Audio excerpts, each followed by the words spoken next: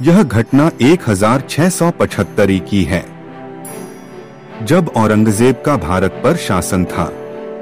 उन्होंने हिंदुओं को मुसलमान बनाना शुरू कर दिया। मंदिर तोड़े गए और मस्जिदें बनाई गईं। हिंदुओं के धार्मिक प्रतीकों को हटाया जाने लगा। जब कश्मीर के गवर्नर ने मुगल बादशाह के इस आदेश को सबसे सख्ती से लागू करना शुरू किया, तो कश्मीरी पंडितों का एक प्रतिनिधिमंडल इस संकट का समाधान खोजने के लिए आनंदपुर में श्री गुरु तेग बहादुर जी के दरबार में गए।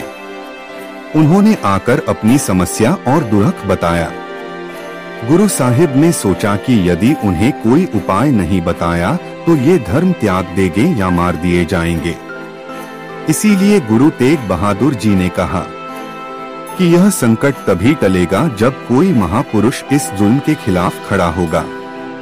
इस समय 9 वर्षीय बालक गोविंद राय अपने पिता के पास बैठे थे और पूरी बातचीत को बहुत गंभीरता से सुन रहे थे।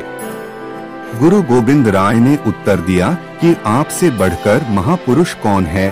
गुरु तेग बहादुर जी तो उनके प्रिय पुत्र से सुनना चाहते थे, इसलिए उन्होंने तुरंत कहा, जाओ और कश्मीर के शासक को संदेश भेजो कि यदि गुरु तेग बहादुर धर्म परिवर्तन करने के लिए तैयार हो जाए तो हम सभी हिंदू उनका अनुसरण करेंगे और इस्लाम अपना लेंगे। कश्मीरी पंडित संतुष्ट हो गए और प्रणाम करके चले गए, लेकिन गुरु तेग बहादुर ने तुरंत यात्रा की तैयारी करने का आदेश दिया और कहा, हम दिल्ली से संदेश आने से पहले चलना चाहते हैं। उन्होंने बाला प्रीतम श्री गोविंद राय की ओर देखते हुए उन्हें प्यार से थपथपाया और कहा कि आगे की जिम्मेदारी संभालने का समय आ गया है। कश्मीरी पंडितों की वापसी के कुछ ही दिनों के बाद गुरु तेग बहादुर जी बड़ी संख्या में अपने सेवकों के साथ आनंदपुर साहिब दिल्ली की ओर चल पड़े। गुरु तेग बहादुर जी ने आनंदपुर से शुरुआत की और लोगों से कहा कि वे किसी से न डरें। मालवा में अनेक स्थानों पर रहकर गुरबाणी का प्रचार करते हुए वे आगरा चले गए और उन्हें वहां से गिरफ्तार कर दिल्ली लाया गया। उन्हें दिल्ली में वर्तमान कोतवाली, जिसका नाम अब गुरु तेग बहादुर निवास है, स्थान पर कैद कर दिया गया। तब दिल्ली के कोतवाल वहीं रहते थे। समय की मुगल सरकार ने हर हथकंडा अपनाया और जोर देकर कहा कि गुरु तेग बहादुर अपना धर्म बदल लें। जबकि गुरु तेग बहादुर जी किसी भी प्रकार न झुके न उनकी आज्ञा मानी, तो अंत में काजी के द्वारा हत्या का फतवा जारी करवा दिया। फतवा जारी होने के बाद उन्होंने पहले भाई मती दास जी को जेल के सामने अपने साथी सिख सेवकों के बीच आरी से काटकर 2 टुकड़े करके उन्हें शहीद कर दिया गया। भाई दयाला जी को खौलते पानी में बैठाकर शहीद कर दिया गया और भाई मती दास जी की चारों ओर रुई लपेटकर उन्हें जिंदा जला दिया गया।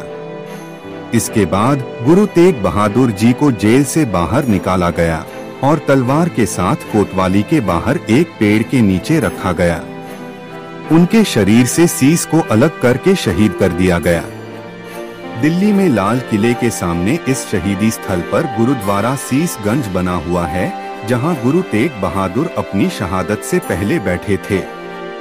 गुरुद्वारे के अंदर गुरु ग्रंथ साहिब दे प्रकाश दा स्थान है, जहां शहादत दे समय गुरु तेग बहादुर जी बैठे हुए थे।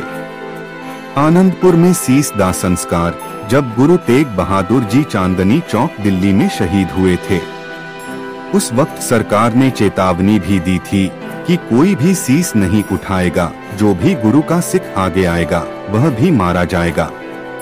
उस वक्त आसपास इतनी भीड़ होने के बावजूद किसी ने भी हिम्मत नहीं की। शहादत देखकर कई सिख दुखी हुए। थोड़ी देर बाद जब भीड़ तितर बितर हो गई तो भाई जैता और भाई उदा जल्दी से आगे बढ़े और गुरु तेग बहादुर जी को प्रणाम किया और सीस को एक चादर में लपेटकर दोनों भागे।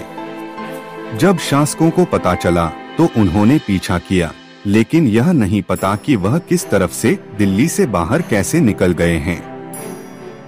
दोनों दिन रात यात्रा करते हुए रास्ते में गुरु घर के श्रद्धालु के पास ठहरते हुए जा रहे थे।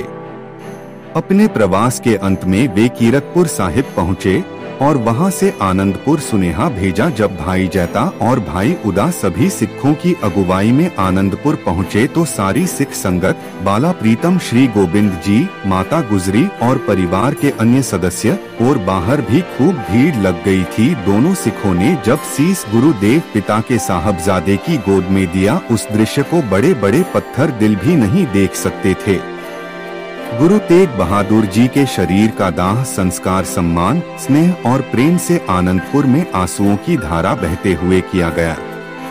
इस अंतिम संस्कार स्थान पर अब गुरुद्वारा शीशगंज आनंदपुर में बनाया गया है।